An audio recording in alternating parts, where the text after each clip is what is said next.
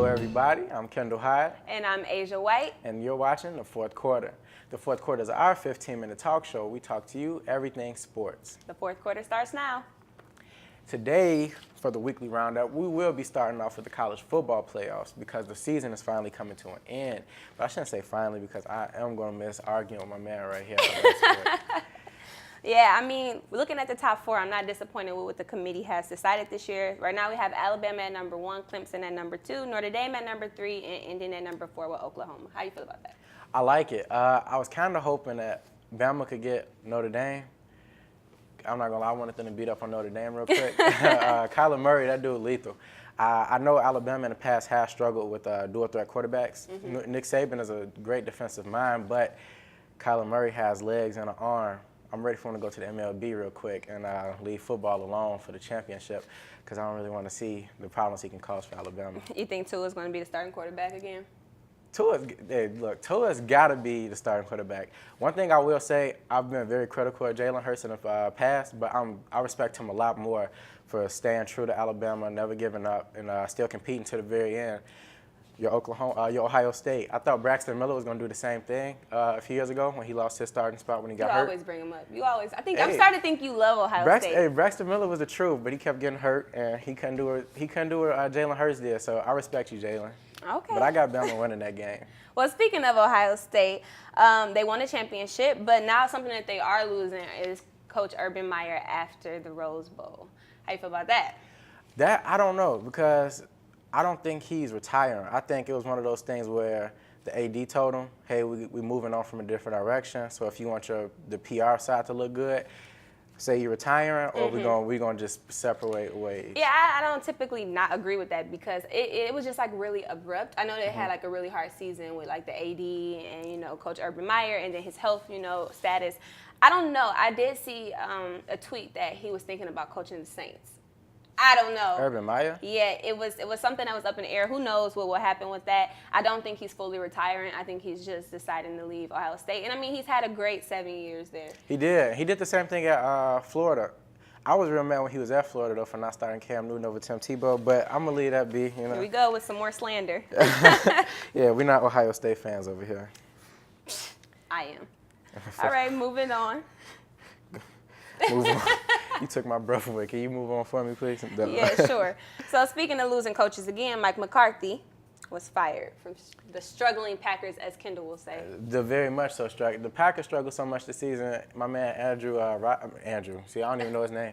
Aaron Rodgers, his legs started giving out on him a tad bit. But that's not a surprise after you saw how the offense was ran because the defense isn't very great, but their go-to is the offense. No matter how many points they're down, Aaron Rodgers can get them back into the game. Everybody knows how lethal he is in the last 2 minutes. But me being a Bears fan, I hope they get even worse coach that don't even know what to do with the offense. Oh, wow. I mean, I'm a Lions fan, too, so I'm definitely not going for the Packers, and we match up with them on the 1st of January. But, it is what it is, or 31st. That kind of leads into the 1st. But for the first time, I think that could actually be a good game. I mean, it's always been a good game. We beat the Packers a couple months ago. I know, but usually I'm pulling for the Packers. All right. Moving on. We have Kareem Hunt. He's under fire for what happened last February in a hotel, and what was that? The surveillance footage was revealed, and I think it was an altercation between him and a woman where it was like a kick and like a push, and it's something that we see commonly. And I mean, we need to I know the NFL has been taking a lot of precaution when it comes to like these type of situations, coming about, and they're doing a lot more punishing than they have in the past. So I commend the NFL upon that. However, there is something that definitely needs to have to change because a lot of this stuff is happening behind closed doors. Okay, It's not all getting caught on camera. So what are the repercussions for these players when they are getting in trouble for things like this? Or are we going to continue to bet, you're going to get suspended from a few games, or we're going to let you go from the team, and then they get drafted by another team or traded off? So I was really surprised that they moved that fast. I've never seen the NFL or a team just cut a person the same day it comes out. Like you saw Greg Hardy, he beat the woman almost to death. They said he got the Cowboys hire him. Ray Rice. Ray Rice. I was just going to say Ray Rice. And that was evidence. Right. Too, he dragged out the elevator, and they still, held on to him for a little bit. I was like, man, I was real surprised. And then you saw Ezekiel Elliott this offseason when he broke there or something like that. Yeah, but those situations like Ezekiel Elliott, he was under fire for some other things too. Yeah. But I think it was like it was more of a different situation because there was like evidence that some of this stuff didn't happen and some of this stuff did happen. So that had to go definitely under a trial to see like what's going on under review. I don't know exactly how that ended though. We didn't hear much about it. Ezekiel Elliott? Yeah, I know he was suspended 6 games, but we didn't really hear like the disciplinary actions that came along with that. But since we're still talking about football, let's get into these Heisman finalists. We got our boy Tua. Not my boy, but his boy. You know that's my and man. Then you got That's my man, boy, $100 grand. Haskins, and then we have Kyler Murray. So I got Kyler Murray actually winning it. Only because I watched him a lot in high school. I saw how good he was. I didn't even know he played football. I thought he was just a baseball standout. And then he wound up committing to Texas A&M, and I was like, huh? Texas A&M?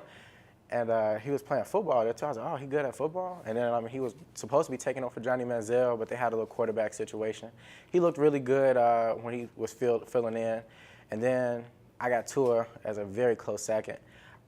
Very close. Tua doesn't even play the second half of most games, and Tua is only 1,000 yards under and only 10 touchdowns under Dwayne Haskins. He hasn't played in 10 games. In 10 games, he hasn't played the fourth quarter. Okay, but his stats are still up there. He's been the favorite. 2.5 games that he hasn't played. I'm not going to put him at number 2 because honestly, I don't feel like he is number 2. Considering the fact that, proving my point that I've been talking to Kendall about all season. I don't feel like Alabama has been a top 1 or top 10 contender because they haven't played top 10 contenders. They may be in the top 10, but honestly, in my opinion, if you're not playing people that actually challenge you, people that have the same statures as you, people that have the same type of D-line as you, then you're not really playing anybody. You're basically blowing all these teams out the water for unqualified players that they're playing against. Can I ask a quick question? Nope. So as we continue to move forward from that, I just feel like they actually, in the championship, they were able to experience that top 10 contender that I was talking about, that defensive line, that pass and rushing game. Like, they were able to experience that. And Tua did not show up. He didn't. And this is the same thing I have been continuously talking about. Literally, he got 2 interceptions, 2 sacks, 1 touchdown. Are you seriously going to say he's a top 2 behind Kyler Murray? Kyler Murray has had games where he's thrown 4 touchdowns, and Dwayne Haskins, you saw how they got blew out by Purdue. Yeah, we can talk about Purdue. Minnesota, what happened when they almost lost to Minnesota? And you guys look, we're talking about quarterback ratings, okay? If we're talking about quarterback ratings, and you're talking about Dwayne Haskins and his loss against Purdue, which we know that they didn't look good against Purdue and a lot of Big Ten schools. That Dwayne Haskins deserves to be top 10 or the number 1 Heisman pick. But I'm also not saying that you're going to compare the two and say, but Tua is a lot better than Dwayne Haskins. Yet Tua is definitely. I don't agree. I don't agree. He hasn't played in almost 2.5 games, basically based off all the games he hasn't played, because they haven't played anybody. If you put, like you said Michigan State was going to beat Ohio State, right? No, I said Michigan. You said Michigan's going to beat Ohio State, right? And he was like, I just can't wait for them to get in. I like them. The only reason you like them is because I don't. So you want to put them in, and then you see how Dwayne Haskins and how the offensive line and the defensive line played. I praised Dwayne Haskins the whole season. Like, they played against them, and they were able to defeat them. But you don't have Alabama playing teams like that throughout the season. All these teams in the SEC, you don't have them playing anybody. So the SEC isn't a better conference than the Big Ten. I never said they weren't a better conference. And who does Alabama have to play for conference? Yeah, in the conference, yes. But what do you play throughout the season? You get all these undefeated conference is more so of the season than anything else. You playing what, 3 or 4 games of non-conference? And you're playing 10 games full of nobodies. No, 10 games you're playing. The whole entire SEC. 10 games they played that they blew out these teams that don't have anybody on the offensive line. They don't have pass rushing. They don't have the defensive line. They're playing these teams and they're blowing them out. That way Tua doesn't even have to play in the fourth quarter. So when they play these 10 SEC games, what is that?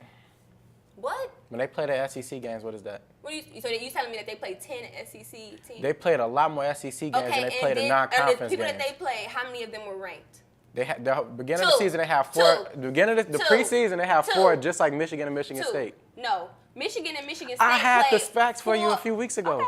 Okay. No, you didn't. Never had these facts. Michigan State had just as many ranked opponents as Alabama did to start the season. Because he wants to argue today, and I'm not going to argue. I stated my facts. Because you sound crazy. I stated facts. You're stating opinions, You sir. lost your marbles, sweetheart. I don't know what's going on. But up next, we have our positive players of the week. Our positive players are Dylan Kramer and Timothy Brennan.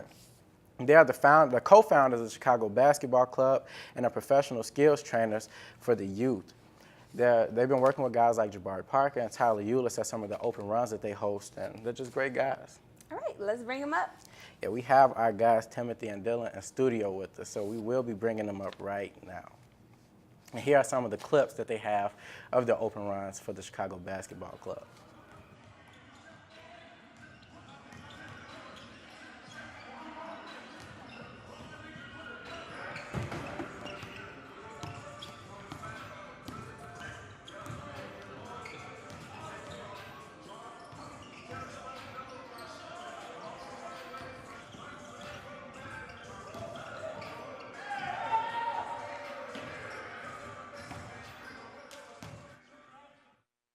And we have Dylan. How you guys doing today? Good. Thank you for coming out. Thank you for coming out with us today. We just want to get a little background of you guys and what you guys do for a living. So first we want to know, how long have you guys known each other? So we've known each other about three and a half years now. We met playing basketball, ironically, at a gym that we go to, and it's been up from there since. Yeah, no, it's funny. I was actually just told to link up with him, and then go upstairs to the court. I'm like, what's good? That's crazy. Who's the better hooper between the two? Definitely me. I'll take it. I'll take that reign. Oh, so he is? Oh, Come okay. on now. Yeah, right.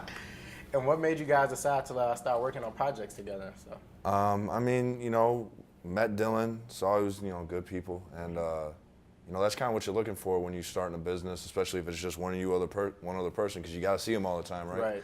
So we became friends, and we were like, yo, we both like to work. We, every Saturday, Sunday, every day of the week, we're like, let's go do something. Let's go train some kids, whatever. And it was never like, we didn't really have a contrast in styles. It was never really, I don't really feel like doing this. And you're like, come on, bro, like, let's work. Right. It's always just been going, and, we've kind of evolved in the sense of taking on more of a role. And, since I'm from the city, it's always been a big aspect for me to kind of be able to give back to the members of the community that we serve. Sound like you and I. Yeah, speaking of you and I don't like working with him every day, I okay? feel So how hard is it working with each other day in and day out? It's not hard at all. Really? I think, if we're playing basketball together, we're lifting together, and then we're doing the training together. So we're around each other a lot. I mean, our personalities just mix well. And I think one thing, too, that we challenge each other a lot, which makes it less of an issue, because if I bring up idea Tim doesn't like, he'll let me know, vice versa, and that kind of dynamic and going back with each other allows for better chemistry as a team. And if you're open with each other and giving each other good feedback and chopping up ideas, I mean, it makes it smooth. So it's super easy. Yeah, work on it. It ain't no working with her. And when did you guys realize sports training was something that you had a passion for? I realized it in high school. I was an intern over at Attack Athletics with Tim Grover, where they trained Dwayne Wade, Gilbert Arenas, Tracy McGrady. And, I was like, man, I can wear shorts and a T-shirt to work every day, be on the basketball court, really doing all that stuff. I'm like, it's not a bad life. And then we've had these visions for being able to grow this thing, and, that's kind of when I knew I wanted to do it. And what high school did you go to? I went to Lincoln Park High School. My cousin went there. There you go. It's a good school. It's a good school. Yeah. So since you guys train, what are some of the biggest names that you've trained for?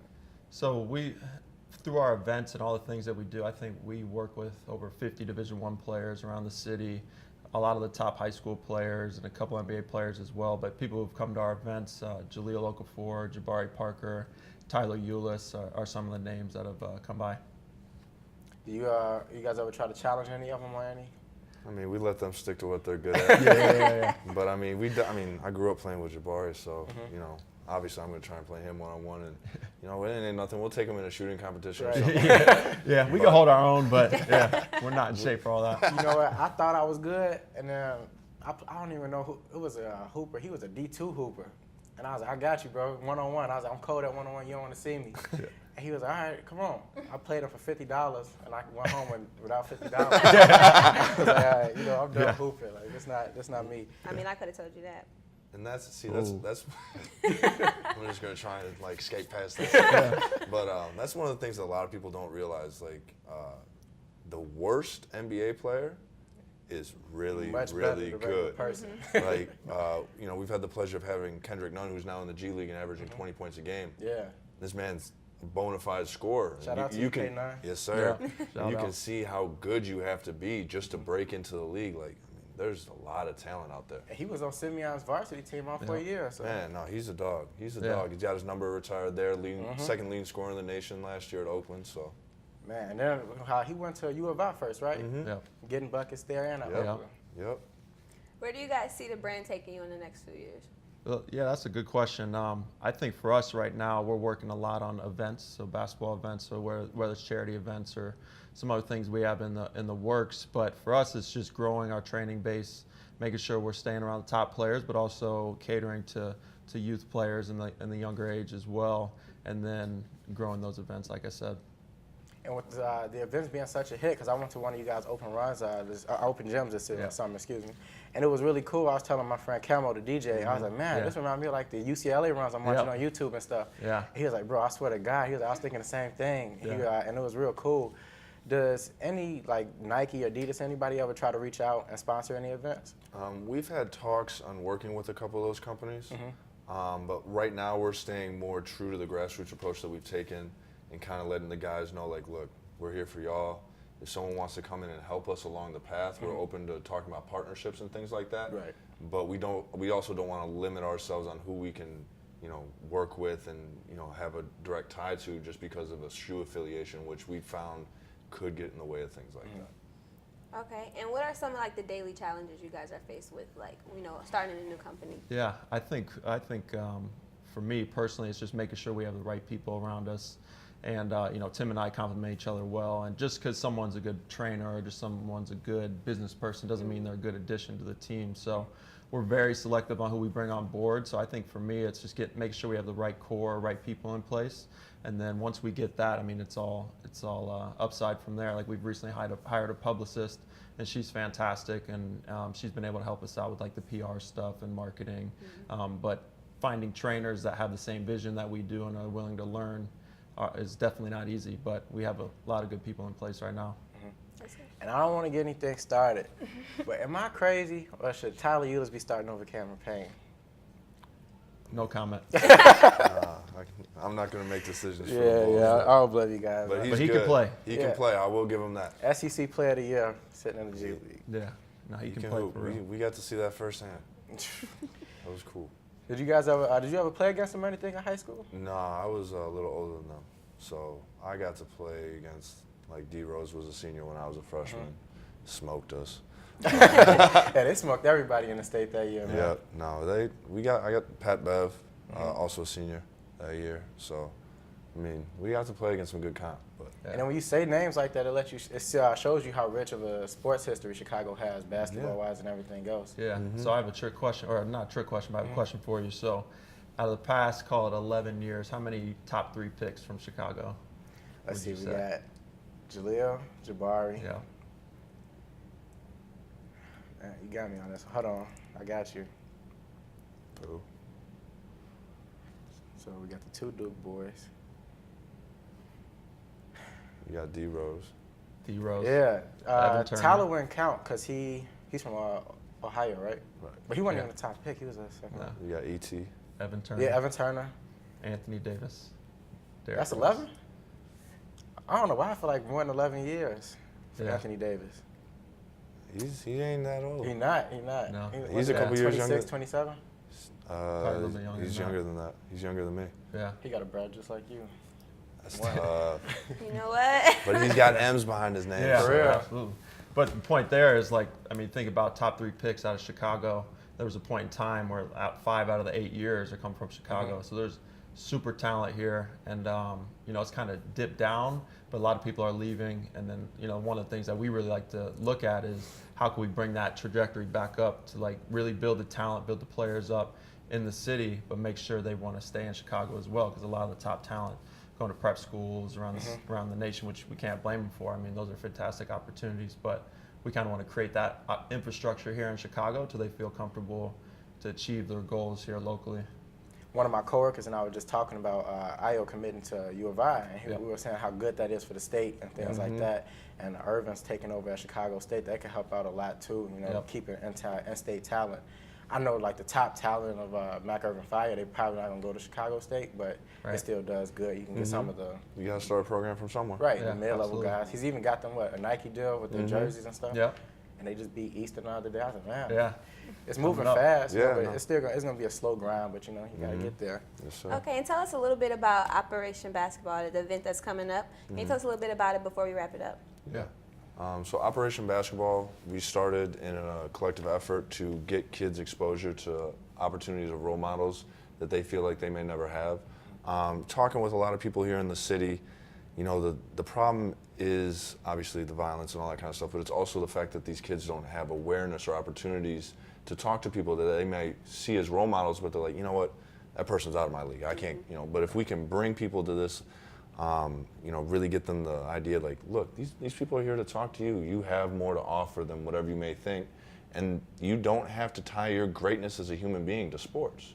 One of the speakers went to U of I, but now he's a published author, and he's doing motivational speaking. We're going to bring some of the guys out from Loyola's men's basketball team. And then, we have a couple other people that grew up here in the city, but have taken different avenues. So. Yeah, and what it is it's a free basketball camp. It's going to be at the Kroc Center down South Chicago, and partner with Salvation Army to also do a food and coat drive for the community as well. That is super amazing. Thank Yeah. you guys so much for thank you. joining us. I appreciate it. Every Thank you. show we do a matchup of the week, okay? Okay. So we're gonna ask you guys your matchup of the week. It can be football, it can be basketball, it can be anything. So who is your matchup of the week for this coming week, I guess? Somebody that you're looking forward to. I want to see Jabari against the Boston Celtics again on Saturday. Absolutely. Man, I've been watching him with the Bulls. That dude been getting buckets the last Yeah. few games. I was Yeah. like, man. And then Laurie came back, so he came off Yeah. the bench. What was that? Yesterday or 2 days ago? Still giving out buckets. I was like, man, okay. Yep. Yeah, They're I gonna be just hope nice. his They're gonna knees be can hold up formidable on going him, man. forward. Yeah, no. Right. He's been working hard, doing everything and more. So, I'm happy for him. Yeah, we all are. And what? Yeah, same thing. Same thing? Yeah, got to go with my guys. Okay. Wait till And who's you yours? hear her pick. Ladies first. Let me hear this. Oh, wow. Now I'm a lady. Okay. You still the big So boy. Rams versus the Bears. I got Okay. the Rams because I'm not a Bears fan. Sorry. Well, I guess you got the gold on, so it Yeah, makes sense. yeah, that's why she There we go. coordinated. I got Kentucky versus Seton Hall. I think because I saw Kentucky, I did not think they were going to get routed like that against Duke. And that was the last ranked opponent they played. So I want to see how they do again. Because Seton Hall is not weak this year. So I want to see. No, they're good. I want to see them. And Kentucky's look kind of iffy against the lower ranked teams. I'm like, ooh, Yeah. man, my boy's looking kind of sketchy on me right now. There you go. But I'm riding with Kentucky to the day I die. My casket gonna be blue. Whatever. Well, make sure you guys tell us who your sports matchups are for the week. I am Asia White. I'm Kendall Hyde, and let's thank the Chicago Basketball Yeah, Club. thank Thank you. All for right, having us thank out. you. We're signing out.